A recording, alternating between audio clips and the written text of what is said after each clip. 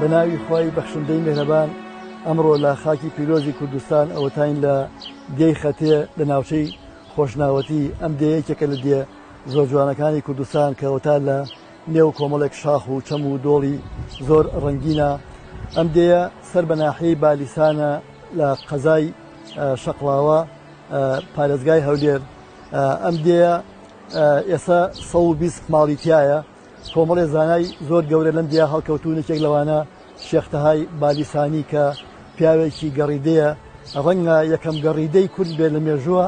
کە ژیانی خۆی نووسیوەتۆ پیاوێکی کە لەم دێیە هەڵکەوتۆ بە ناوی شێخ بەهادین. ئەم شێخ بەهادینە لەم مزگەوتەی کە لە پشتمانەوە حوجرەیەکی زۆر گەورەی هەبووە کۆمەڵێکی زۆر لە فەقێ لەگەڵیا خوێندویانە لێرە. پیاوێکی تر لەو پیاوانەی کە لەم دێیە هەڵکەوتووە کە ئێستا ئێمە بۆی هاتوین ئەویش مەلای خەتەیە کە ئەم پیاوە لەگەڵەوەی پیاوێکی زۆر گەورە بووە مفتی میرنشینی سۆران بووە بەڵام زوڵمێکی گەوری دەکراوە ئەمانەوێ ئەو زوڵمە لەسەری هەڵگرین. مەلا محەممەدی خەتێ ناوی محەممەدی کوڕی مەلا ئەحمەدی کوڕی مەلا عەبدوڕەحمانی کوڕی مەلا ئیسماعیلی کوڕی مەلا سیمنانە کە ئێستا مەرقەدەکەی هەمویان لێرەیە. مەلای خەتێ ساڵی 1972 لەم دێ لە دێی خەتێ لەدایکە بێ. سەرەتاکانی خوێندنی لەبەرەوەی کە لە بنەماڵەیەکی پڕ لە زانست و 6 پشتیان هەمویان مەلابوون پەروەردە بووە لەبەرەوە پیاوێکی وریا و زیرەک و بەتوانە بێ هەر لەم حجرەیەی لە مزگەوتی خەتێ لێرە سەرەتاکانی خوێندنی تەواوەکە پاشان لێرەوە ئەچێ بۆ ناحیەی بالیسان لەوێش هەندێک لە خوێندەکانی تەواوەکە لێوە ئەچێ بۆ ڕانیە پاشان ئەچێ بۆ کۆیە ئەچێ بۆ هەولێر لە هەولێرەوە ئەچێ بۆ ڕەواندز و لە خزمەت محەممەدی کوڕی ئیبن ئادەمی باڵەکیە کۆمەڵێک لەوانەکانە خوێنێ. پاشان کە محەممەدی کوڕی ئیبن ئادەم کە بینێ پیاوێکیەوە نەزیرەک و بەتوانە و فەقێکیەوە نەشارەزایە ئەینێرە بۆ لای مەلا عەبدوڕەحمانی ڕۆژبەیانی لەوێ کۆمەڵێک لەوانە کانی کۆتایی ئەخوێنێ و ئیجازەی مەلایەتی لای ڕۆژبەیانی وەرەگرێ. پاشان محەممەدی کوڕی ئیبن ئادەم ئەگێڕێتەوە بۆ ڕەواندز بۆ لای خۆی و لێەوە کۆمەڵێک کابینە پیاوێکی زۆر زیرەکە ئەوێ سەرپەرشتی بکە کۆمەڵێک لە دیهاتەکانی دەوروبەر لە هەر ماوەیەک لە دەیەک ئەیکا بە مەلا بۆ ئەوەی تەجروبە و ئەزموونێک وەربگرێ. پاشان ئەینێرێ بۆ بەغا بۆ لای داود پاشای بەغا کە میری بەغای ئەو کاتەیە بێ. مەلا محەممەدی کوڕی ئیبن ئادەمی باڵەکی کە مفتی میرنشینی سۆرانە بێ کۆمەڵێک کێشەی لەگەڵ پاشاکۆرەی ڕەواندوزە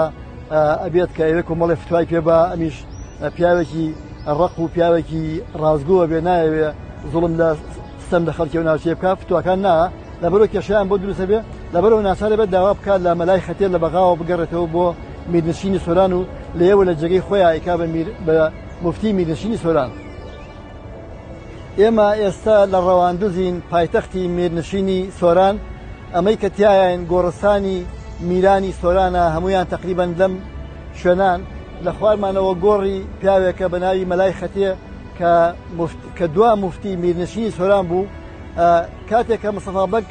دوا پاشای سۆران پیرە بێ و تەمەنی هەڵەکشێ بەرەو ژوور ئەگەڕەیەکی بخاتە جێگەی خۆی کوڕە پشکۆلەکەی خۆی کە ناوی میر محەممەدی ڕەواندوزیە کە چاوێکی نابێ لەبەرەوە پێڕن پاشاکۆرە ڕەشید پاشا سەرکردەی عوسمانی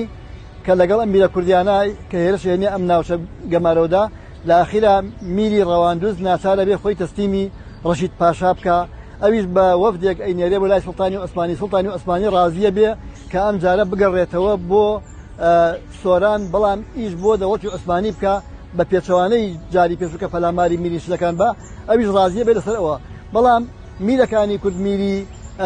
باسنێ و یەزیدەکان و هەکاری و بۆتان و ئامێدی ئەمانە هەموو ڕێکەون ئەگەر ئەم پیاوە ئەم جارە بێتەوە بۆ کوردستان ئەوجا ئەم جاری یەکەم بۆ خۆی کە بەڵام ئەم جارەوەکو پۆلیسێک ڕۆڵە بینێ لەبەرەوە هەمویان بڕیارەن کەسێک ئەنێرن چەند کەسێک ئەنێرن کاتێک کە ئەگەڕێتەوە لە سێواز ئەیگرن ئەیبەنە دەرەوە گوایە ینی هەواڵەکان وایە ینی لەوێ ئاڵۆزیەکەی هەندێک گەڵێ عوسمانەکان خۆیان کوشتیانە هەندێک گەڵێ ڕەشید پاشا کوشتێتی و تێتی با نەگەڕێتەوە. بەڵام زۆربەی لەسەر ئەوەن کە میرە کوردەکان ینی ئامەریان لێ کردووە و کە نەیەڵن بگەڕێتەوە چکە گەر بگەڕێتەوە ئەم جارە بە ڕۆڵێکی پۆلیسانە پەلاماری میرنشینەکانە بۆ دەوڵەتی عوسمانی جاری پێشوو بۆ خۆی کرد بەڵام ئەم جارە بۆ دەوڵەتی عوسمانیەکە لەبەرەوە خەڵکە نێرن لە سێواز لەوێ ئەیگرن لە شوێنێکە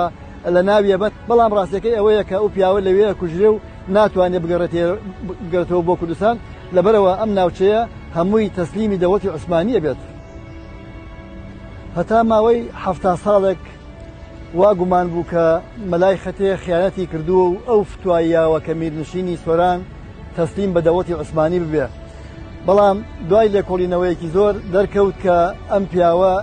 بە هیچ شێوەیە دەستی لە میرنشینی سۆرانان نییە بۆ تەسلیمکردن، بەڵکو هەموو تەمەنی مەلای خەتێ دژی دەوڵەتی عوسمانی بووە و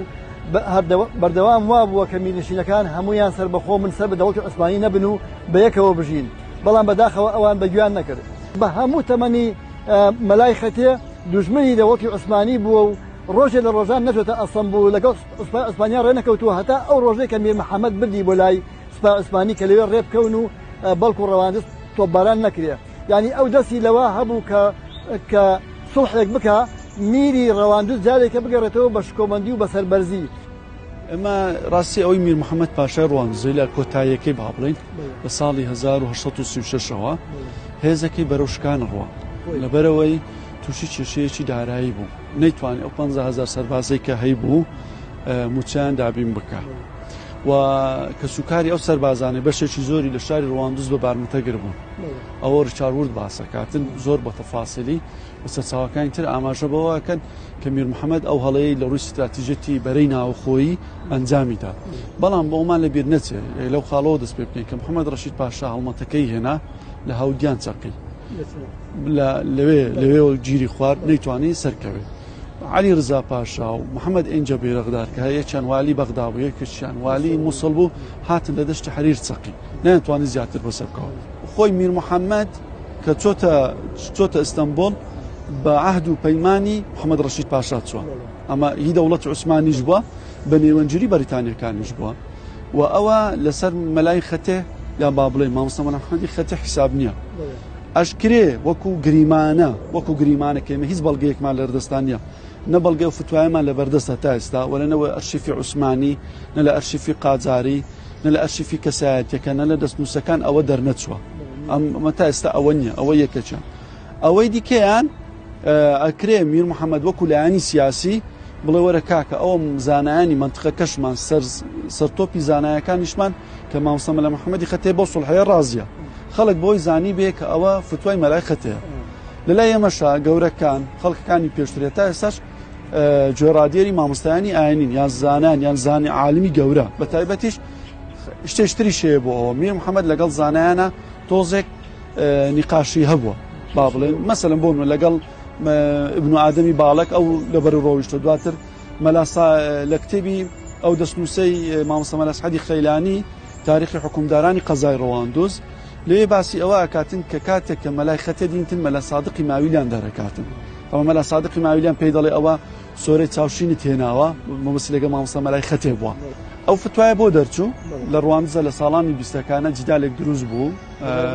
بەڵێ لە بینی بنەماڵەی حوسێن حوزنی موکوریانی و سەید تەهاو لەلایەکیش بنەماڵەی ماڵی مامۆستای مەلای خەتێ. لەو نیقاشەیە کە دروستە بێ مامۆستا حوسێن حوزنی موکوریانیەوە هەموو خەڵکیش ئەجێڕێتەوە بە باڵگا دەڵێ ئێمە شتێکتان بەسەر دێنم کە لە مێژوو نسر درێتەوە. ئەو فتوایە کە دەڵێ مەلای خەتێ فەرمانی داوە بە میر محەممەد کەوا بچێتە ئەستەمبۆڵ